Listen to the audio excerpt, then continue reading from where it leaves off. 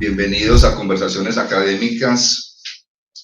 Para mí es un gusto hoy tener un gran invitado, una persona que ha trabajado muchísimo el campo de la filosofía colombiano. Bienvenido a Conversaciones Académicas, profesor Eduardo Mendieta. Un placer, un placer. Muchas gracias por la invitación. Usted también trabaja mucho el tema de la filosofía de la guerra y la paz. Es decir, hay muchos filósofos que han trabajado ese tema. En este momento me acuerdo un poquito de Kant.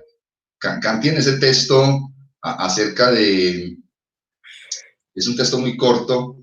La paz perpetua. La paz perpetua, correcto, doctor. ¿Usted en qué está trabajando en este momento en el tema de la filosofía de la guerra y de la paz? Es de hecho un manuscrito que estoy trabajando que se llama La guerra de la filosofía. Y es ambiguo. En inglés es Philosophy's War. Y es un proyecto de mirar a la filosofía en dos formas. Una, de que su historia ha sido profundamente impactada, determinada, descifrada, a decir así, por las grandes guerras de la historia. Entonces, entender la filosofía, la historia de la filosofía como una historia que ha sido marcada por los grandes conflictos bélicos en la historia. Y podemos empezar con la guerra del Peloponesio, que determinó la filosofía griega. Después, las así llamadas invasiones barbarias que llevaron al colapso del Imperio Romano, que dio origen al mundo cristiano, el medioevo, las guerras de las cruzadas, etcétera, etcétera, etcétera.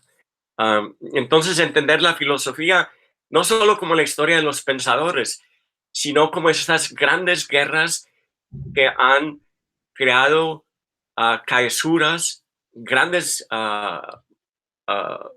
quiebres en la historia misma de la humanidad, que ha traumatizado a la filosofía. No se puede entender a Sócrates y Platón y Aristóteles si no se piensa de las guerras del Peloponesio. No se puede entender el surgimiento del pensamiento cristiano en el medioevo si no vemos ese proceso de cristianización de los grandes grupos bárbaros. Hasta que llegamos al siglo XX, con dos guerras mundiales, con el exterminio de los judíos, y la posibilidad de una guerra nuclear que destruiría la humanidad. Entonces, ese es parte del proyecto. Lo otro es de pensar una gran tradición filosófica que es Just War Theory, la teoría de la guerra justa, que es un oxímorono, que es algo un poco una contradicción. ¿Cómo puede haber una guerra justa? Pero es una tradición muy importante que se remonta a los griegos, pero también a los cristianos, y en particular a Agustino. Entonces, ahí hay la tradición clásica de la guerra justa, tiene dos pilares, dos columnas, jus ad bellum, jus in bellum, que significa la justificación de ir a la guerra, y una vez que estás en guerra, cómo conducir la guerra justamente. Yo creo que esa tradición tiene que ser superada. Y entonces, en el texto ofrezco sugerencias cómo expandir la tradición, que es una tradición muy importante. De hecho, ahí miro a la contribución de Las Casas, Vittoria, y otros pensadores más recientes sobre qué significa tener una guerra justa. Todas las guerras son injustas, porque hay mucha injusticia que sucede si hay justificación de ir a la guerra, inclusive. Entonces, sugiero que debe haber jus ad pacem, o sea, justicia a la paz, jus ad bellum, jus in bellum, y jus post bellum. Entonces, en vez de dos pilares, deben haber 4. Y eso es lo que desarrollo. En el texto me entrego a un debate entre Jacques Derrida y Jürgen Habermas about la relación entre la filosofía y la guerra. Y esa sección del libro es un poco académica, pero Habermas, tanto como Derrida, hicieron grandes intervenciones filosóficas sobre el papel de la filosofía en la guerra. Habermas, primero justificando la guerra en la primera guerra del Golfo, y posteriormente criticando. Derrida, en cambio, siempre ha estado opuesto a la guerra. Nunca. Entonces me meto en ese debate a ver qué es lo que sucede ahí. Y el texto termina con una reflexión sobre la metáfora o la alegoría del filósofo como guerrero. Entonces, y en dos sentidos. Una, en el sentido verídico, práctico, de que hubieron muchos filósofos que fueron guerreros. Por ejemplo, Sócrates fue un guerrero de pie. Machiavelli, Leibniz, una cantidad de filósofos que han sido guerreros. Más recientemente tenemos el caso de Jean-Paul Sartre, el filósofo francés que era un soldado, claro, y que fue prisionero, donde escribió sus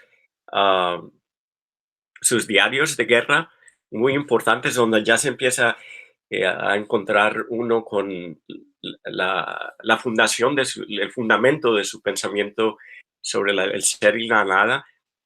Pero aún más reciente, uno de los grandes pensadores del siglo XX, bueno, hay muchos, pero Levinas, Habermas, John Rawls. Y John Rawls fue impactado profundamente por el hecho de que fue un soldado. Entonces, es en el sentido verídico de que muchos filósofos fueron guerreros o soldados, pero también en otro sentido, en el sentido metafórico, de que el filósofo está en una guerra contra la ignorancia, contra la ideología, contra el dogmatismo. Entonces, ese es el proyecto. La tesis es que la filosofía ha participado a través de su historia demasiado en exculpar y justificar las guerras. Claro, Esa es la gran tesis. Claro, usted me hizo acordar acá también, bueno, Descartes, Sí. Wittgenstein. Oh, Wittgenstein. Tengo una lista grandísima de filósofos que fueron guerreros, soldados. Pero pienso que eso último que dice es muy valioso. Estamos luchando contra la ignorancia. Claro, todos somos ignorantes, pues me acuerdo otra vez refiriéndome a Sócrates, solo sé que nada sé. Ajá. Pero intentar de que hoy en día pensemos mejor las cosas. Hace poco, pero esto hay que analizarlo con mucho detalle, leía un artículo sobre que vivimos en una sociedad donde la gente es más ignorante porque está muy apegada a los aparatos, dispositivos electrónicos, bueno, no sé. Y hay veces también las guerras han surgido por esa ignorancia, porque incluso los mismos soldados no saben por qué pelean. En muchas guerras a través de la historia, nosotros porque estamos peleando contra ese otro país. Y realmente pues hay detrás una gran reflexión, pues como usted nos acaba de ilustrar. Profesor Eduardo Mendieta, muchas gracias por haber estado acá conmigo en el programa. Bueno, colega Montoya, muchas gracias a ti por la invitación. Es un gran placer poder hablar contigo y con el público colombiano y el público latinoamericano. Sí, ha sido un gran placer y muchas gracias por tus preguntas tan agudas.